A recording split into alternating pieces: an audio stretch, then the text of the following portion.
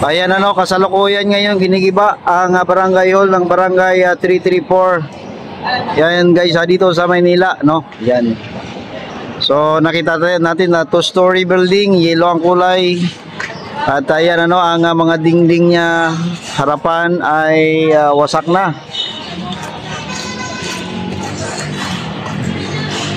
Kita natin na may mga tao, no, tauhan ng City Hall ang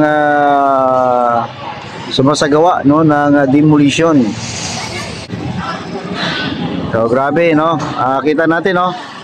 So ang tanong ko lang, magkano naman kaya ang ginastos nito, no? Sayang na naman ang pundo.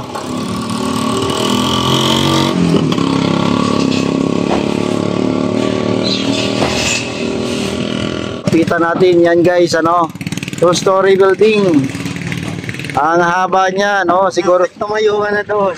Ayan ano, estimated yan na siguro 20 for size, no. Ang taas niya siguro 24, no. So yan. So kasalukuyan niya yung tinitibag ng mga tauhan ng City Hall, no, ang barangay hall na ito. Yan. Barangay 334 Zone 33, no.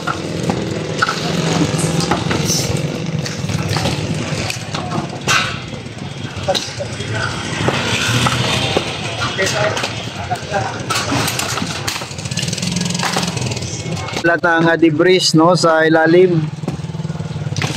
So wala na, no, misa na lang nakita natin na gamit sa loob.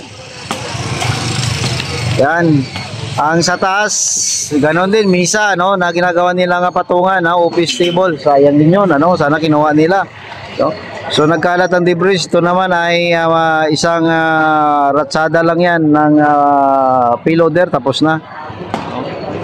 So ang tanong, ilan kaya, magkano kaya ang ginastos nito sa barangay hall na ito na ngayon ay natibag? At sabi, no, nasa bangkita, kaya tinibag ito, no, sa utos ng ating mayor, no. Yan.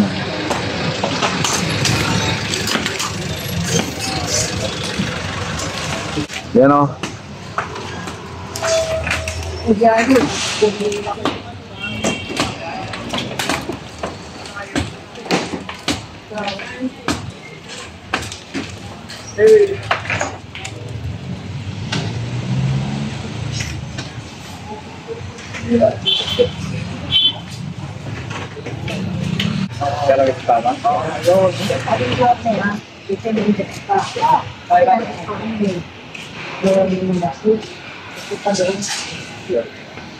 Di ba kayo yung nakalikan ni Yorme?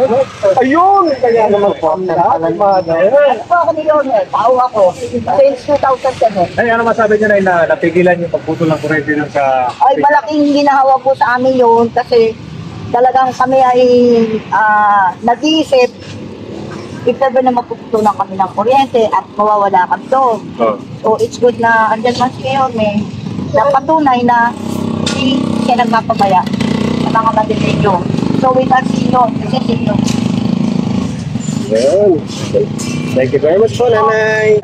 Ito pa po. Which is dapat daanan yan. Kahit sa anong barangay na pinagbabalan mo bangkita eh. So okay naman yun kasi nasa bangkita. Ayan, pagka naayos yan, madadaanan na yan ang ng mga passers-by, di ba? Kagaya dito na medyo delikado. Di ba, daanan lang sa sakyan ko eh. Kaya doon makakadaanan mga tao. So ibig sabihin, pabor po kayo na okay naman. kahit taga dito kayo. Kakaroon ng bago naman na di ba? Opo, pangako naman kasi niyo, merong bibigay sa kanilang magandang barangay. Ma'am, may tanong ko na rin po, yung kulay blue, dahil ginigiba rin. Ay, yan po, parang gagawin yata ng kalibagong ano yan. Gagawin order. Opo, stock bag yan. Kaya, okay naman po kayo yun. Kasi sa amin, okay naman. Kasi lahat naman ng programa ni Yorme ay talaga namang napakaganda. Para sa mga batang Maynila, kagaya ko, ako senior, di ba? For the good and betterment of Manila. Ilang years na po yan yung barangay yun? Matagal na po yan eh. Mga 10 years daw. Wala ni Ikon pa ito na i-attend sa baka to. Okay. No, no. Baka matagal pa rin. Ay, Kasi yung dating chairman dyan eh, hindi lang ata 10 years, no? kasi si Chairman Busalpa, I think is, parang, hindi ko alam kung 3-termer na yan, ha? Hindi ko lang alam. Kung 3-termer siya, 9 years yan. Okay. Pero kung 2-termer lang, 6 years na yan. Ayon yun sa kanya, no?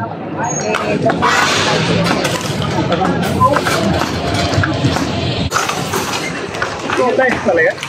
Ha? Yung tayo pala? Ginigiba na nga eh. Friendship library yun, di ba? Hindi mo isa stars eh. Hindi.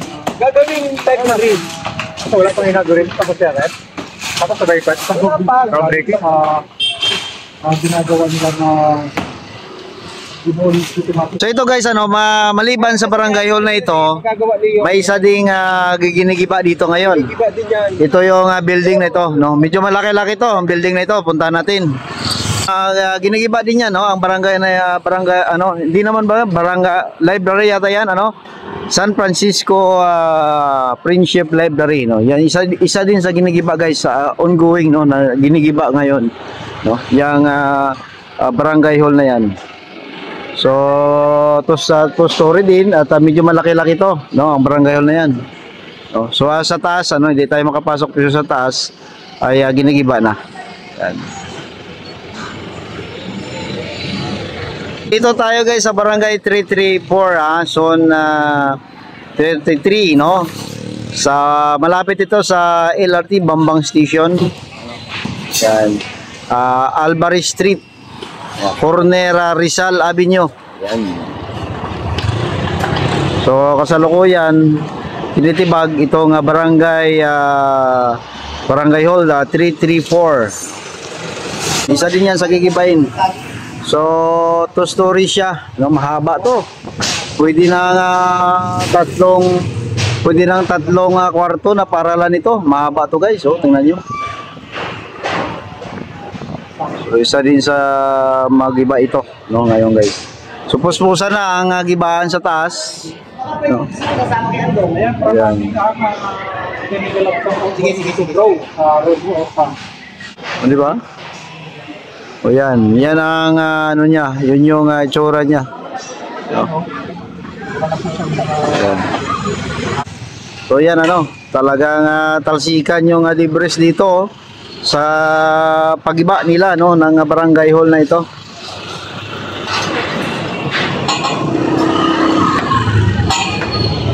So para sa akin sayang din guys, kasi pwede naman siguro i-convert, no. Dito sa barangay hall, sabi kasi nila nasa bangkita, no. Pero itong yung building na yon na sinasabi nagibain din at ginigiba na nga. Nakikita ko sayang, kasi nasa malayo naman siya sa bangkita, no. But pwede naman i-convert siguro kahit na daycare center lang yan, so, di ba?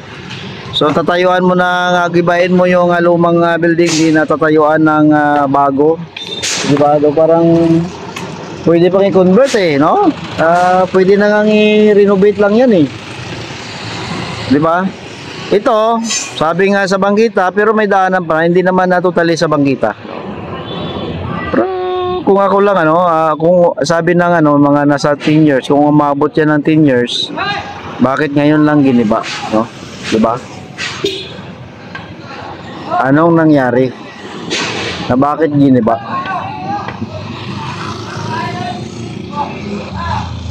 Ayan guys, salamat sa inyo dyan. Tuloy tayo guys, sa pag-update dito. Naka-live tayo, then naka-record. Abangan nyo aming aking